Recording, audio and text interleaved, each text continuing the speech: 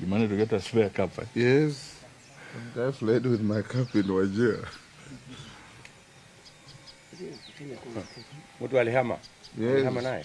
Alichukua tu na kutoroka. What would you like? Oh, Dado. He's Kuna watu wengine bado wanakuja. Kindiki ndio huyo. Ama wengine tuende. Hapana. Or balance this side. Yes. Because if you stand behind but between us, bado utaonekana. So tell us, are we good? Thumbs up when you are ready. Good. Do you want the cup on or without? Without? Okay. And unajua I'm a dark fellow, so. Okay.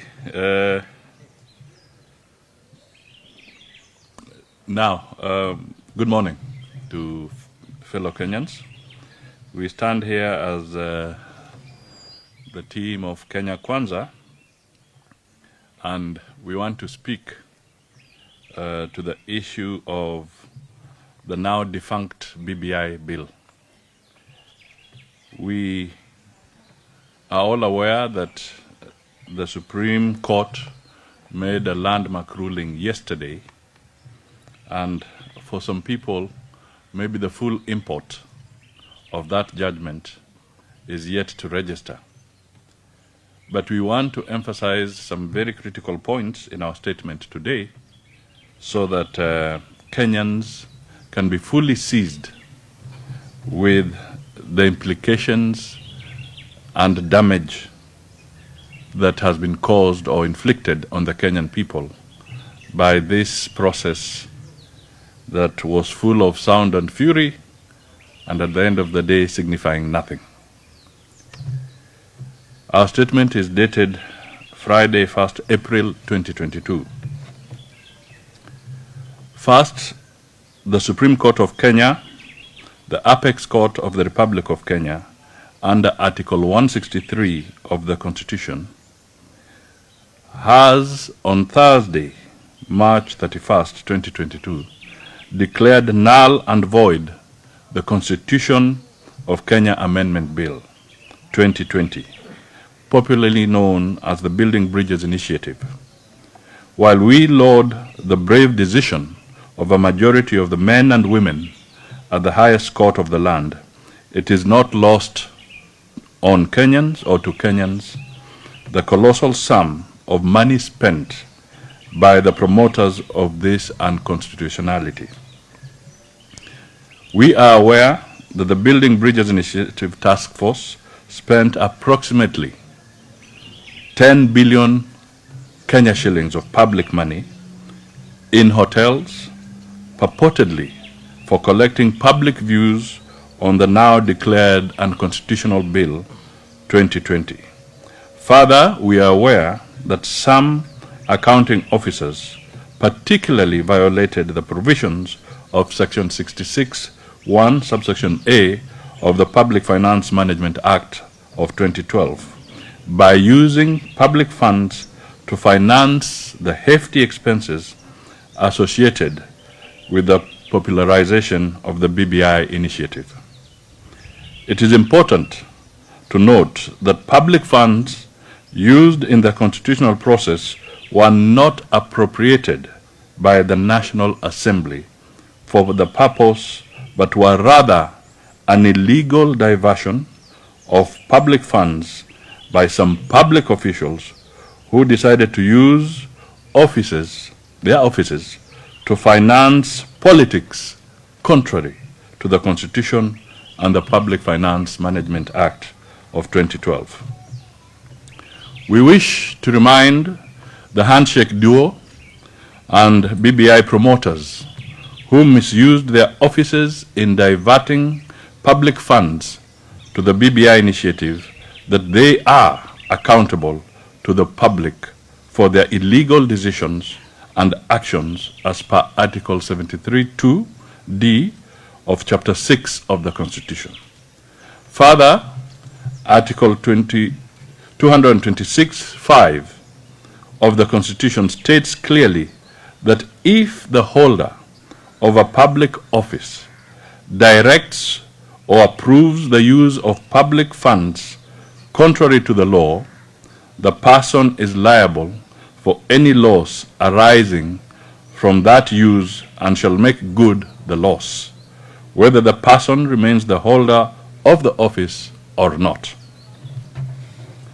The other key thing is that we want and we are going to call through the legal processes for the audit of the BBI bill.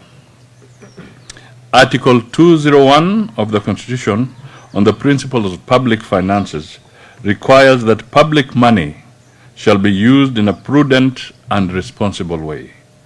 While the Supreme Court has decisively dealt with the unconstitutionality of the BBI circus, the determination of prudence in the use of public funds in the illegality is placed under the ambit of the Auditor General as per Article 229(5) of the Constitution. Section 37 of the Public Audit Act 2015, the Auditor General, upon request by Parliament, is required to conduct forensic audits to establish fraud, corruption, or other financial improprieties.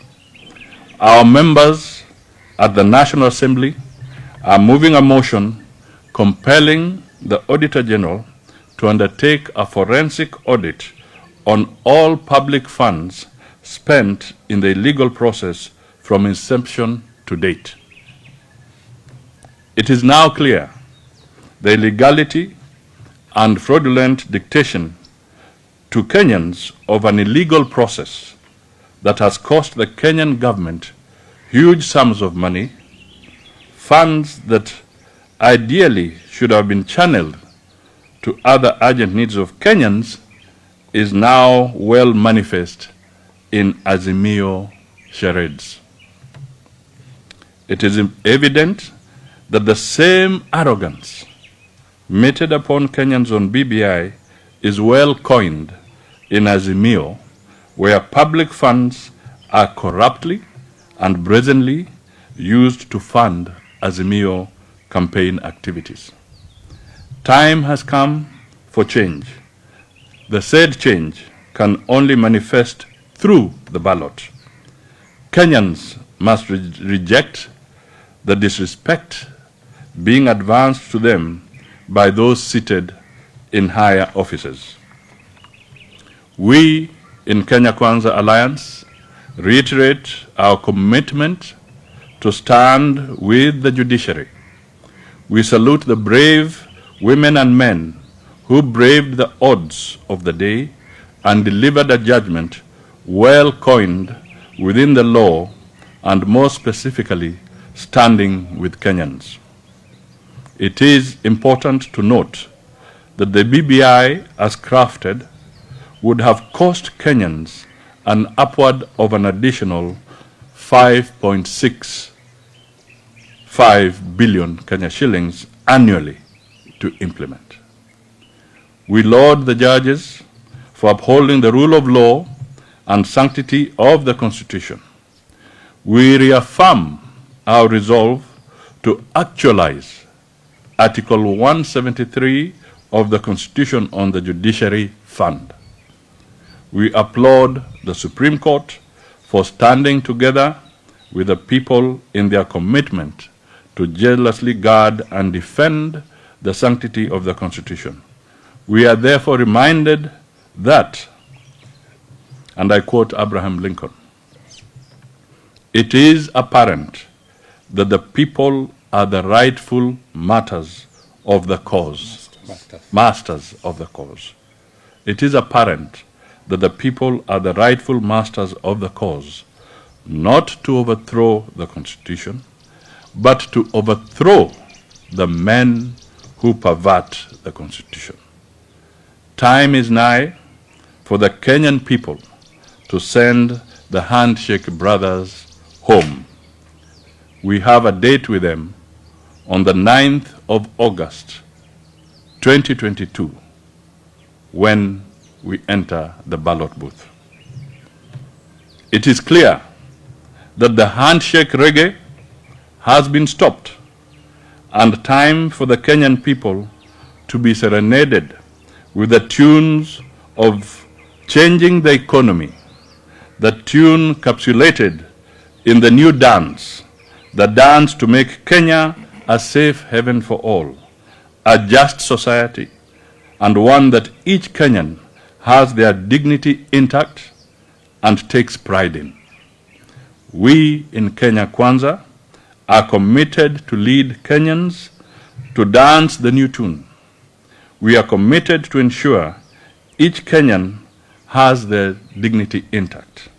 This can be realized through the blueprint that does not neglect the downtrodden or the bottom trodden, and ensures all Kenyans have money in their pockets. God bless Kenya, and this is Kenya Kwanza Alliance. Thank you. Thank you very much. Excellent. Thank you. That's enough. Asanteni sana. Thank you. Have a good day.